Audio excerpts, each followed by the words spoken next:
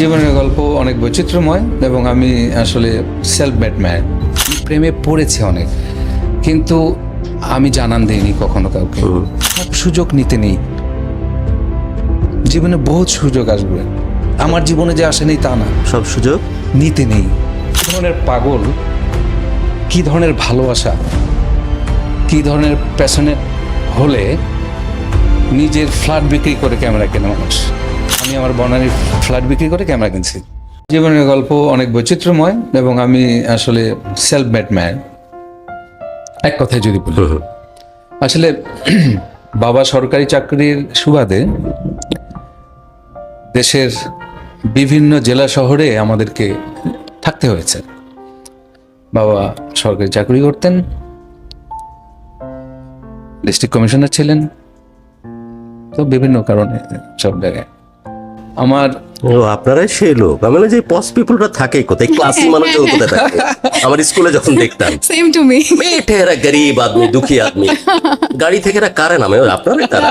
না না না না না না, Okay, then. তখন থেকে আসলে একটু নিজেরাই নিজেকে তৈরি করেছি আর কি। ছোটবেলা থেকে খেলাঘর, বিভিন্ন সংগঠন করতাম, গান চর্চা করতাম। আমাদের ড্রয়িং রুমটাই ছিল থিয়েটার চর্চা বা কালচারাল মুভমেন্ট যা হয়, রিহার্সাল। তো যখন 89-এ ঢাকায় চলে আসি, ঢাকায় চলে আসবার পরে আসলে তখন আমি রিয়েলি বুঝতে পারি যে আসলে আমার তো কিছু করা দরকার। বাবার পরিচয়ে তো আমি পরিচিত হতে চাই না, বা আমার তো কিছু করা দরকার। আমার কিসের ভালো লাগে, আমি তো নিজেকে নিজেই প্রশ্ন করি। এরকম করতে করতে যেহেতু আমার ছোটবেলা থেকেই জেলা শহরে থিয়েটার করা, গান করা, তো ঢাকা শহরে এসে আমি থিয়েটারে ইন্টারভিউ দেই। থিয়েটার মমতাজ স্যার যে গ্রুপে আছেন আর কি, থিয়েটার অরিজিনাল থিয়েটার। সামনে বাবার এরকম জৌলুসপূর্ণ লাইফস্টাইল দেখতেছেন, উনি যদি ডিস্ট্রিক্ট কমিশনার হন তাহলে ইউ ডিজার্ভ বড় একজন ডিপ্লোমা। জয়েন্ট সেক্রেটারি হয়েছিলেন, জয়েন্ট সেক্রেটারি, তারপর রিটায়ার করেছেন। আমাদেরকে 5 ভাইকে একটু কিছু ফুটু দিয়ে দিলেই আমরা অনেক কিছু করতাম। বাট আমরা ওদিক টানেনি আপনাকে? অন্যরকম ছিলেন আপনাকে টানেনি এইসব? না না না, কখনোই না। এই ট্রান্সফরমেশনটা লক্ষণীয়। এই 5 ভাই আমরা ঢাকা শহরেই থাকি। 4 ভাই, মানে 4 ভাই আছে এখন। আমার ইমিডিয়েট বড়টা, সে মানে হিজ নো মো 2006 জি, আপনি বলছিলেন যে ঢাকা আসলেন এবং নিজের মতো করে আবিষ্কার করার চেষ্টা তারপর করলেন। থিয়েটারে আমি জয়েন করলাম মানে কি, আমাকে তো নেওয়া হলো না। তখন আমি কেবল ম্যাট্রিক পাস করে এসেছি। আমার বোন চান্স পেল ওখানে, আমেলা আক্তার এলি, থিয়েটার কর্মী। ওকে আনা নেওয়া করতে করতে আমি আবার বাজাতে পারি অনেক কিছু। আমি কোনো কিছু শিখিনি, কিন্তু আমি তবলা বাজাতে পারি, পিয়ানো বাজাতে পারি। হ্যাঁ, তো ওখানে একটা 21শে ফেব্রুয়ারি প্রোগ্রাম, থিয়েটার পার্টিসিপেট করবে। যিনি তবলা বাজাবেন ওই বছরই উনি কোরিয়া চলে যাবেন শোয়ের আগের দিন। তো তবলা বাজাবে কে, এরকম গান।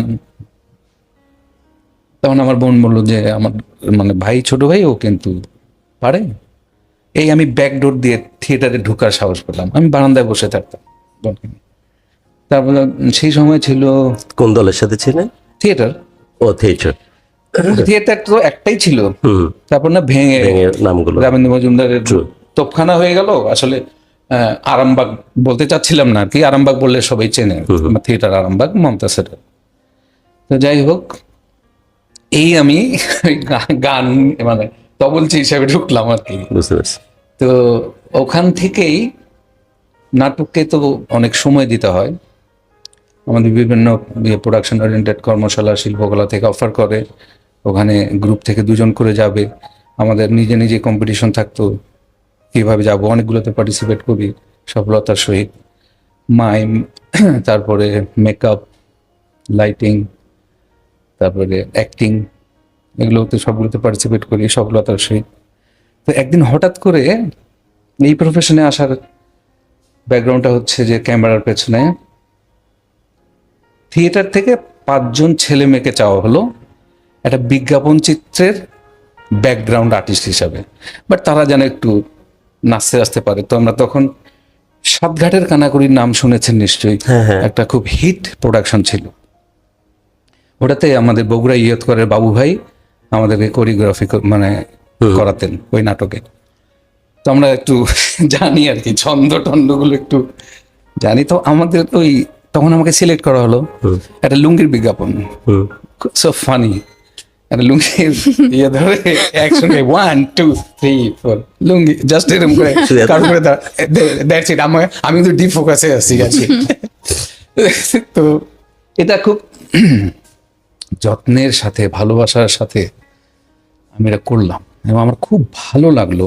যিনি ক্যামেরা চালাচ্ছেন মানে শ্রদ্ধেয় সমীর কুসারি, এই প্রথম ক্যামেরা প্রেমে পড়া, রাইট? হ্যাঁ, আমি একদম ক্যামেরা প্রেমে পড়ে ভালোবেসে টার্গেট করে একজনের মতো হতে চেয়েছি। বাই দ্য ওয়ে, প্রেম বলাতে একটা কথা ব্লিঙ্ক করলো ব্রেনে, নিউরনে আমার 3 নম্বর তারে বাড়ি মারছে। সেটা হচ্ছে যে আমার দর্শক যারা থাকে আর যারা লিসেনার, এরা তো সবই এগুলো শুনতে ভালো লাগে, কিন্তু এদের মন আটকায় থাকে প্রেম আর ভালোবাসার কথায়।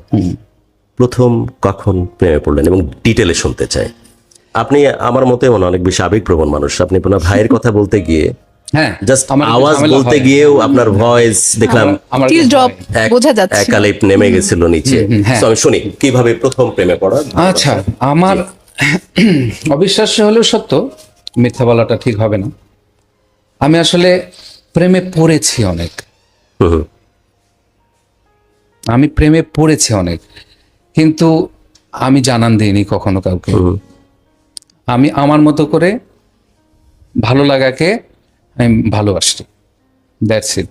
এটা হচ্ছে ফার্স্ট। হুম, আর যখন প্রেম করার বয়স, তখন আমি আসলে ক্যামেরার ভালোবাসায় পড়ে গেছি, ক্যামেরার প্রেমে। সো এই সাউথ এশিয়ার সবচেয়ে বড় ডিপ্লোম্যাট এখন ধরা হয় জয়শঙ্করকে। এর চাইতেও ডিপ্লোম্যাটিক আনসার। একদমই তাই।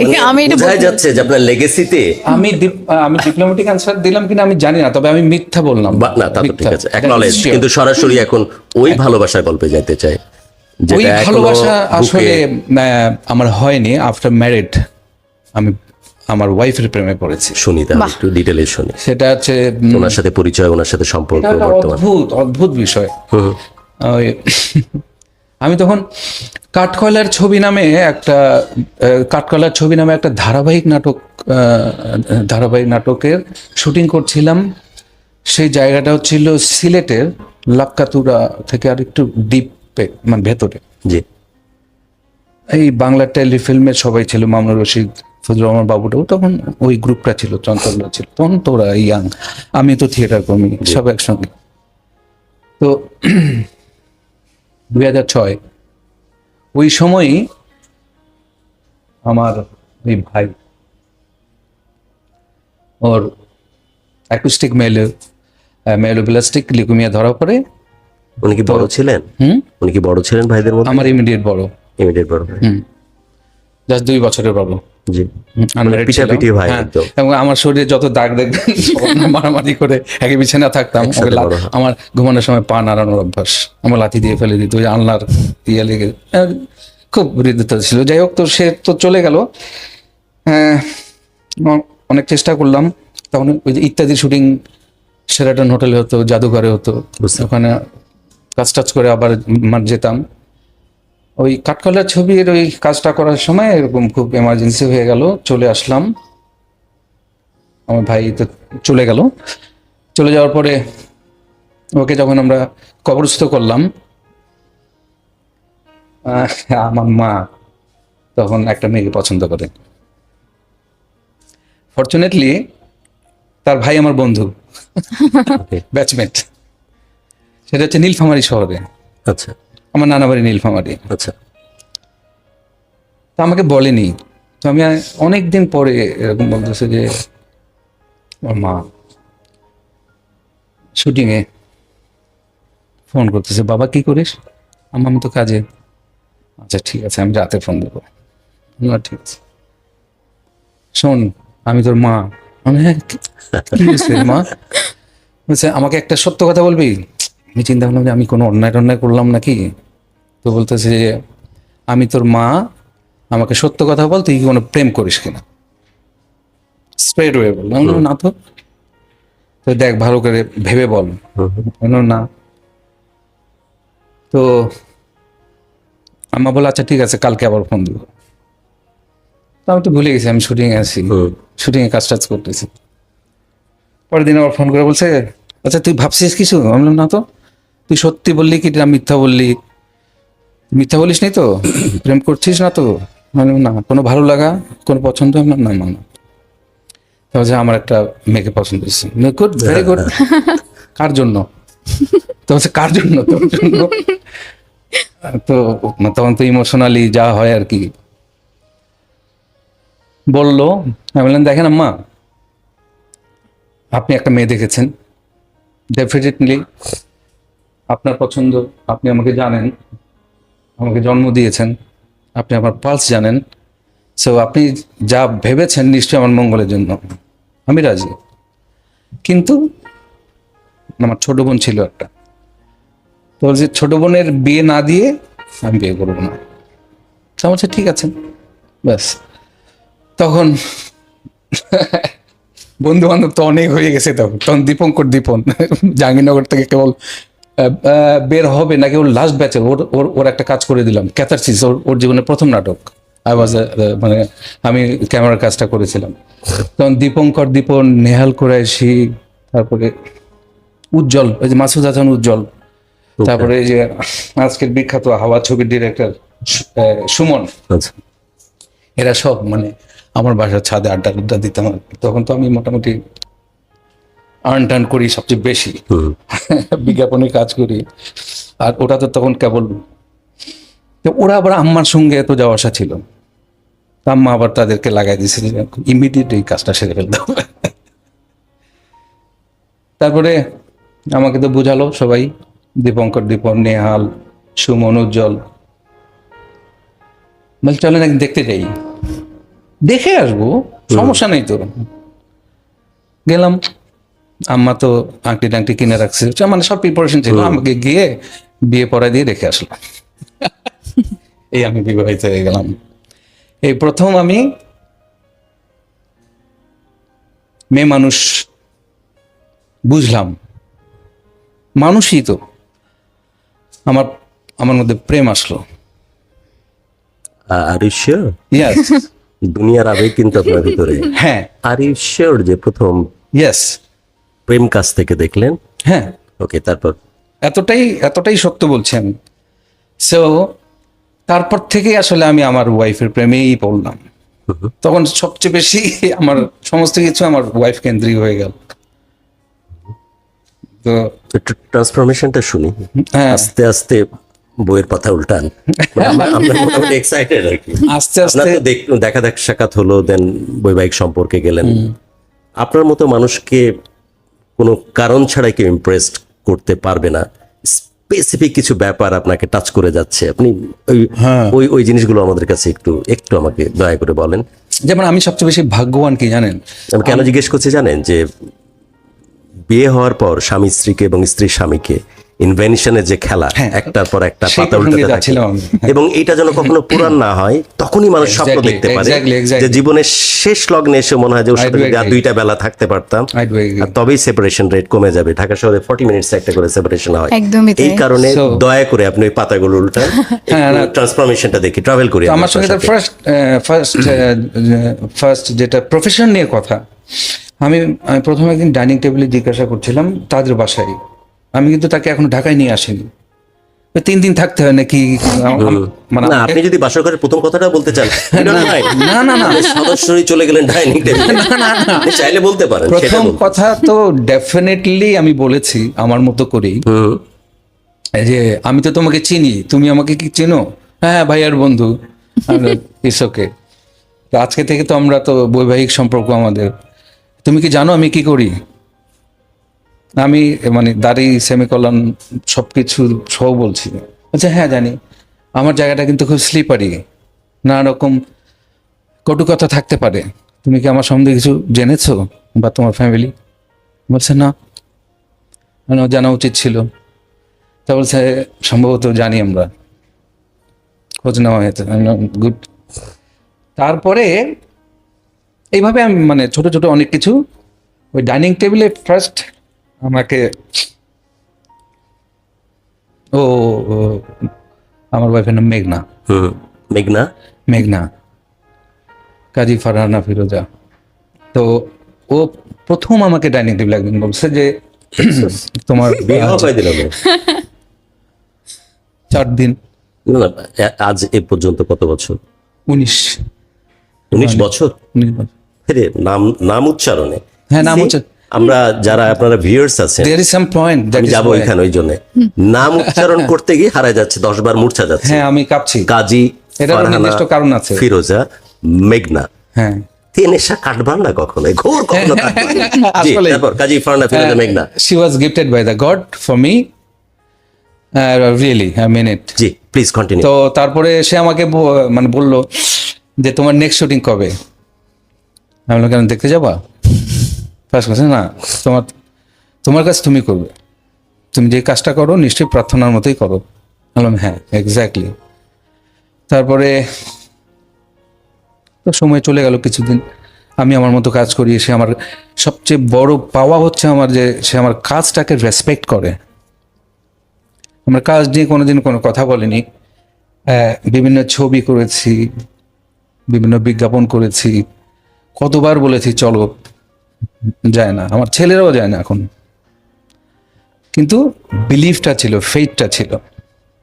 এবং আজকের এই শোতে বসে আমি খুব গার্ডস নিয়ে বলছি কথাটা, TW সৈনিক নামে যদি কোনো একটা কটু কথা কারো মুখে শুনে থাকেন, সেটা যদি প্রমাণ হয়, আমি তার সামনে I'll destroy myself. Will destroy yourself. Yeah, কত বছর মিডিয়াতে আপনি? 32 years gone.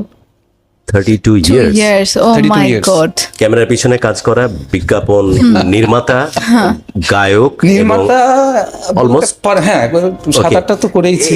এই জায়গাগুলো মানে হচ্ছে যে গ্ল্যামারাস ওয়ার্ল্ড, আশপাশে বহু মানুষ slippery. প্যাম্পার করার জন্য আশপাশে Yes. থাকে। বসেই থাকে। সে গার্ডস নিয়ে বলছে যে 32 বছরে একটা ছোট্ট ঘটনা আবিষ্কার হবে না যে Publicly বললাম। পাবলিকলি বলতেছে যে সৈনিকের নামে কন্ট্রোভার্সি হবে। In fact- whereas in other sense কয়েকটা নাম বললে আবার রুজু করার প্রয়োজন পড়ে, এত বেশি কন্ট্রোভার্সি হয়। একদম। এবং কিছু মানুষের কাছে কন্ট্রোভার্সি না হলে যেন স্টারডামই আসে না, সিচুয়েশনটা এমনটাও জানি। সো এই মানুষগুলোকে প্রমোট করা কিন্তু আমাদের জন্য ইম্পর্টেন্ট, যে মিডিয়া সার্কিটে একদম। শুধু যে এইসব কিছু হচ্ছে। যেমন ইন ভেরি রিসেন্ট এইজ আমার খুব ক্লোজ কলিগ, অনেক দিন আমরা একসাথে কাজ করেছি, নুসরাত ফারিয়া, তাকে সামহাও কোনো একটা ঘটনার প্রেক্ষিতে অ্যারেস্ট করা হয়েছে। আমি সত্যি সমব্যথী। আমি বিশ্বাস করি যে ওর আগে পিছে এমন কোনো ঘটনা নাই যে তাকে অ্যারেস্ট করার প্রয়োজন পড়তে পারে। কিন্তু এই যে বললাম, স্টারডাম বা এই মিডিয়া সার্কিটের পার্সোনালদেরকে কিছু মানুষ এতখানি বিষিয়ে দিয়েছে যে মানুষ চাইলে এই ধরনের স্টেপ নিতে পারে, এবং স্টেপ নিলে সাধারণ মানুষ কোনো কিছু বিবেচনা ছাড়াই ওদের ব্যাপারে জাজমেন্টাল হয় এবং খুব কটু কথা বলতে স্বাচ্ছন্দ্য বোধ করে। কিন্তু সেখানে এই ধরনের মানুষের কিন্তু আছে যারা স্রোতের বিপরীতে সাঁতার কাটে। সৈনিক যেমন ভেরি কনফিডেন্টলি অন স্ক্রিন বলতেছে যে গত 32 বছরে একটা ছোট ঘটনা আমার বিরুদ্ধে পাওয়া যাবে না। সৈনিক না, এটার পেছনে নির্দিষ্ট আমার মনে কিছু কারণ আছে।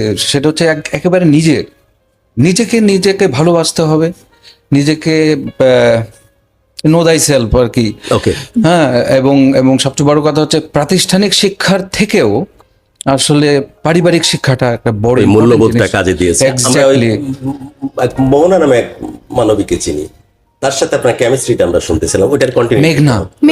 মেঘনা। পাপ করার জন্য না না, কিন্তু ঘটনা হচ্ছে যে বিষয়টা হচ্ছে যে আমাদের যতটুকু না ঘটে, এটা আমাদের নিজের দোষেও ঘটে। আমাকে এটা মানে বুঝতে হবে যে আমি স্লিপারি জায়গায় কাজ করছি, যে কোনো সময় আমার যে কোনো কিছু হতে পারে। আর আমি জানি না এভাবে বলবে কিনা কেউ, বলে ফেলেন। সব সুযোগ নিতে নেই, জীবনে বহুত সুযোগ আসবে। আমার জীবনে যে আসেনি তা না, সব সুযোগ নিতে নেই। সব থেকে দামি কথা শুনলাম আজকে। কখনো না, সুযোগ রেখে দিবেন, দূরে পায়ে ঠেলে দিবেন, মানে না বলতে আসতেই হবে। থাকবে সুযোগ। নিতেও জানতে হবে। আমার একটা গান আছে, নিতেও যে জানতে হয়, শেখনি তা। আমরা যারা তাড়াহুড়োয় ফেলে গেলে ভালোবাসার এই দুপুরটা। বাহ, সো নিতে জানতে হবে। তো যাই হোক, মেঘনার প্রসঙ্গেই বোঝা যেত। মেঘনা। বুঝতে পারছি। ডাইনিং টেবিলে আজকে ছিলাম আটকে আমরা। গেলাম। ডাইনিং টেবিল থেকে অনেক দূরে। অনেক দূরে আসছি আমরা।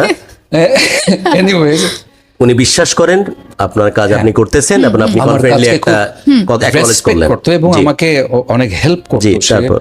আমার স্বাভাবিকভাবে মানে আসলে ওকে তো আমি ওয়াইফ ভাবতাম না, সিরিয়াসলি হুম মানুষ ভাবতাম, হুম হুম। আমি ওয়াইফ ভাবতাম না কখনোই। ও আমার জন্য যা করে, যা করেছে, ও যখন অসুস্থ ছিল তার থেকে আমি 3 গুণ বেশি করার চেষ্টা করেছি। একটু শুনি, একটু ডিটেলে যাই। ডিটেলে, কত ডিটেলে যাব, মানে নিতে পারবেন না। যতটুকু ফিল্টার করে বলা না সম্ভব। না, ফিল্টার ছাড়াই আমি যা বলবো আপনি নিতে পারবেন। নিতে নিতে নিতে জানতে নিতে পারবো, কারণ আমি পারবেন কিনা আমি জানি না। আপনাকে আরেকটা ক্যাটাগরি একটা কথা বলি। আমার মনে হয় এই স্টুডিও সেই স্টুডিও যেখানে সর্বোচ্চ চোখে পানি পড়ছে বাংলাদেশ। আমি হলফ করে বলতে পারি যে দীর্ঘ নিঃশ্বাস এবং চোখের পানির জন্য যদি ইথার ভারী হয়ে থাকে কোন স্টুডিও, সেটা হচ্ছে সেটা ভালোবাসার বাংলাদেশ। হ্যাঁ, আমাদের এত চমৎকার কেমিস্ট্রি ছিল, জি, এত বলতে কিছু থাকেন। ছিল, আমাদের পরপর 3টা মিসক্যারেজ হয়ে যায়। হ্যাঁ, একটা মিসক্যারেজের সময় আমি ছিলাম না, আমি ইউএসএতে ছিলাম। একটা মিসক্যারেজের সময় আমি মেবি, তখন আমি লন্ডনে জব করি, লন্ডন এটিএনে। একটা মিসক্যারেজের সময় আমি তার হাত ধরেছিলাম, ওয়াশের সময় ছিলাম। তারপরে ওর ফাইনালি তার ক্যান্সার ধরা পড়লো। আমাদের আমাদের 2টো ছেলে হলো, কোলাহল কলরব। বড়টার নাম কোলাহল, ছোটটার নাম কলরব। 12 বছর হয়ে গেছে আমার বড় ছেলের। এবং মাঝখানে তো কাজ করি, গান করি, অনেক কোইন্সিডেন্স হয়, অনেক অফার আসে, অনেক মিথ্যের সাথে চলি। আমার পাশে সিটে বসে আমি ফ্লাই করছি, মানে অস্ট্রেলিয়া যাচ্ছি, ট্রানজিটে এক মেয়ে বলতেছে তুমি আমার ঘুম, তার ফিয়ান্সের লেখা আমি শুনতেছি। আমার গান গাচ্ছে, বলছে এটা অর্ণব গাচ্ছে, মানে অর্ণবের গান। তারপর আরেকটা প্রোগ্রাম বলছে হৃদয় খানের গান। বহুত কিছু আছে। দেন এগুলো আমি নিতাম না। তারপরে তো ফাইনালি আমার ওয়াইফ 8 বছর, তাকে নিয়ে অনেক যুদ্ধ করলাম। বাই দিস টাইম আমার, মানে আমি মিডিয়াতে অনেক স্ট্যাবলিশড, অনেক।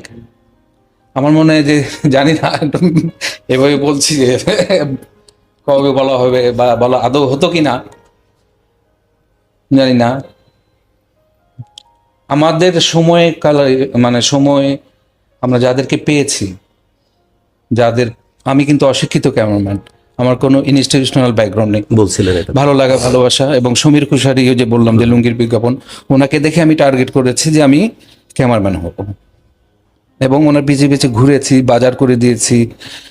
উনি ক্যামেরার শুটিংয়ের পর, এর পরের প্রসেসটা কি ওটা দেখার জন্য মাসের পর মাস ওনার পিছিয়ে পিছিয়ে গিয়ে ইজুতে কাজ করেছি, ওই যে ধানমন্ডি, ওখানে কাজ করতে করতে আস্তে আস্তে আস্তে আস্তে ক্যামেরায় শুরু করছি। আচ্ছা, গেল তো। এই কাজ করতে গিয়ে আমি অ্যাসিস্ট করেছি অনেক অনেক গুণী মানুষের সঙ্গে, এটাও প্রয়োজন আছে। জি। এবং আমলাকি এনাফ, সমীর কুশারি, মিশুক মনির স্যার, রফিকুল বাড়ি চৌধুরী, এনাদের অনেক কাজের আমি অ্যাসিস্ট করেছি। পরবর্তীতে আমি নিজেই একটা প্রতিষ্ঠান করি, স্যান্ডব্যাগ নাম শুনে থাকবেন হয়তো। স্যান্ডব্যাগ বাংলাদেশের সবচেয়ে বড় বিগ ইনভেস্টার, 35 মিলিমিটার ক্যামেরা আমাদের, ওটা চেয়ারম্যান আমি। কি ধরনের পাগল, কি ধরনের ভালোবাসা, কি ধরনের প্যাশনেট হলে নিজের ফ্ল্যাট বিক্রি করে ক্যামেরা কেনে মানুষ। আমি আমার বনানীর ফ্ল্যাট বিক্রি করে ক্যামেরা কিনছি। রাশেদ জামানের নাম শুনেছেন মনে হয়,